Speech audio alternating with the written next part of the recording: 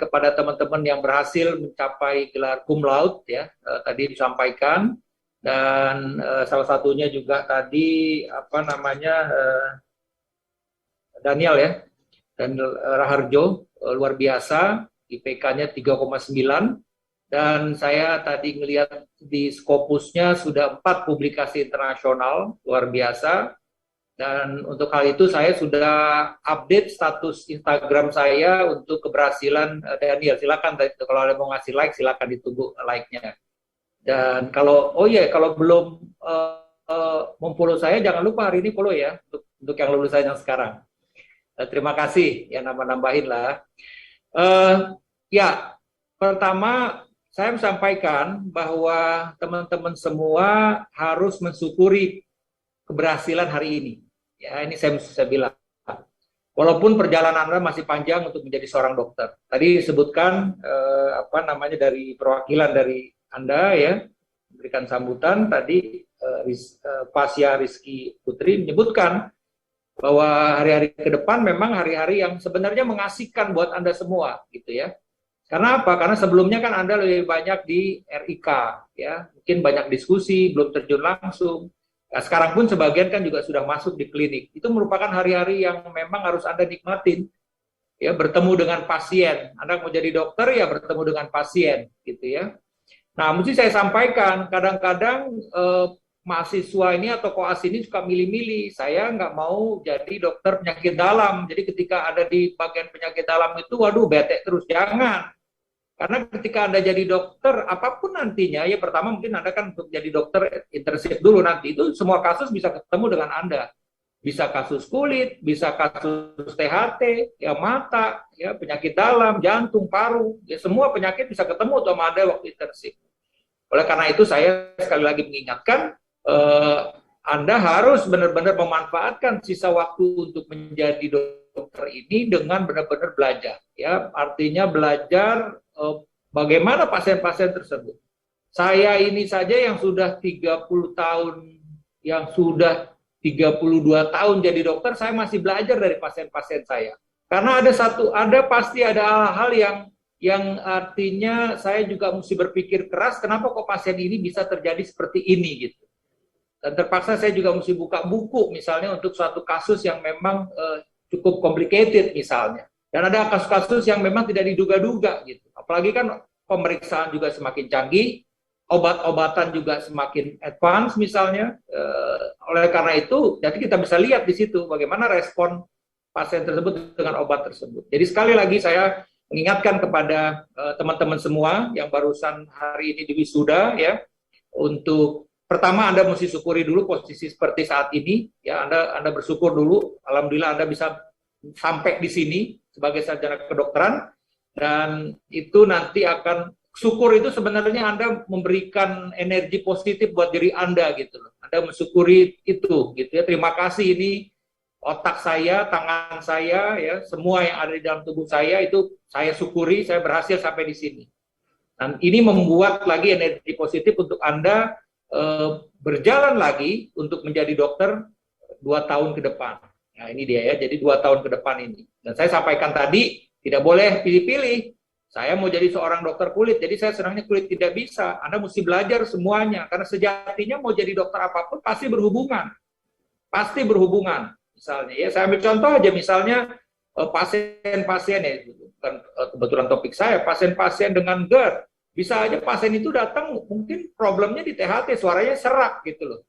Nah, kan saya udah berpikir kalau kira-kira di THT suara serak apa sih yang terjadi pada pasien tersebut gitu. Oh, ternyata dilihat-lihat sama dokter THT itu karena asam lambung naik sampai di daerah laring misalnya. Nah, itu tadi itu.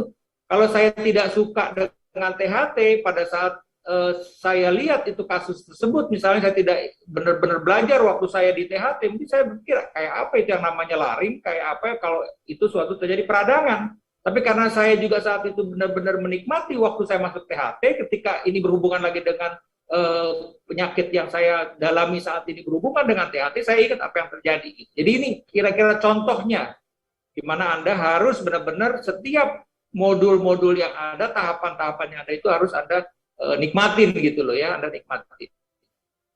Dan bahkan mohon maaf saja, cum laude yang saat ini belum tentu cum laude di masa di klinik. Ya kan, karena ini langsung benar-benar karena ketemu dengan pasien. Jadi ini hal-hal yang ingin saya sampaikan kepada orang tua. Ya, saya rasa ini support terus diberikan, ya, bantuan doa, semangat, karena memang di masa-masa ini merupakan masa-masa yang sulit. Dan kita berharap memang untuk Jakarta, report terakhir saya lihat ini sudah mulai menurun kasusnya. Saya juga mendapat informasi dari teman-teman yang merawat pasien-pasien COVID ini juga mulai menurun. Mudah-mudahan ini memang tren yang terus menurun dan tidak ada lagi varian baru.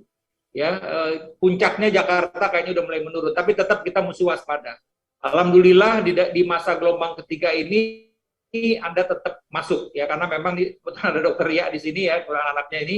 Alhamdulillah kita tidak sampai menghentikan pendidikan untuk koas. Ya, pada masa di Delta kita sempat menghentikan, di awal pun kita sempat menghentikan. Jadi mudah-mudahan ini terus kondisinya semakin kondusif, Anda bisa terus ada di rumah sakit, ya, tapi tetap mesti benar-benar menjaga protokol kesehatan, ya. Anda sudah tahu, sebagian dari Anda juga sudah booster, saya rasa, ya, bagian sudah booster. Jadi mudah-mudahan ini menjadi kekuatan dan tetap menjaga kesehatan, ya. Ketika Anda memang ada kesempatan tidur yang cukup, ya. Kemudian juga ketika ada waktu untuk berolahraga, tetap berolahraga, karena ini daya tahan tubuh menjadi hal yang penting, ya, untuk Anda bisa memasuki masa-masa klinik seperti ini. Dan tetap artinya juga berkomunikasi dengan pembimbing-pembimbing Anda, menyampaikan, dan sekali lagi ketika Anda tidak sehat, baiknya Anda tidak datang ke rumah sakit. Anda tidak datang untuk pendidikan dan sampaikan bahwa saya tidak sehat, saya lagi pilek, demam, karena bisa saja mungkin demam pilek Anda itu adalah Anda terpapar dengan COVID-19.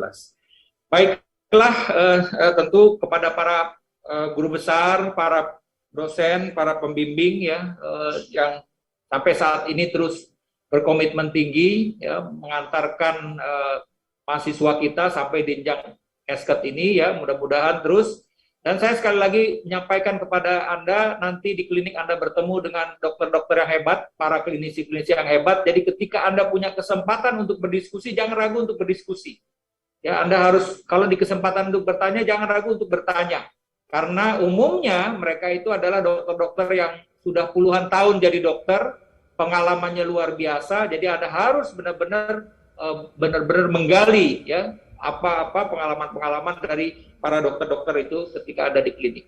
Baiklah, pada teman-teman sekalian, terakhir tentu nih tadi mungkin Fasya lupa pantun, ya. Kalau Pak Dekan kan hobi berpantun, saya sudah siapkan pantun di sini. Ada 2 pantun, saling tegur sapa saat bersua, senyum mengembang di antara mereka. Terima kasih untuk semua, walau virtual, wisuda esket kita tetap berwibawa. Oke. Ada satu lagi, ini bonus untuk Anda nih, karena masa pandemi, biasanya kalau nggak di luar pandemi saya cuma satu pantun. Putri Raja berkalung mutiara, kilauannya membuat kita terpesona. Walau hari ini di wisuda, nanti sore mungkin sudah harus jaga. Ini tadi dinamikanya Anda, ya. Sekali lagi saya mengucapkan terima kasih. Kalau ada yang tidak berkenan, mohon maaf. Wabillahi taufiq wal hidayah. Wassalamualaikum warahmatullahi wabarakatuh. Terima kasih kepada Profesor Dr. Ari Faryalsam, spesialis penyakit dalam, konsultan gastroenterohepatologi, Master of Molecular Biology. Hadirin yang terhormat, sebelum rangkaian acara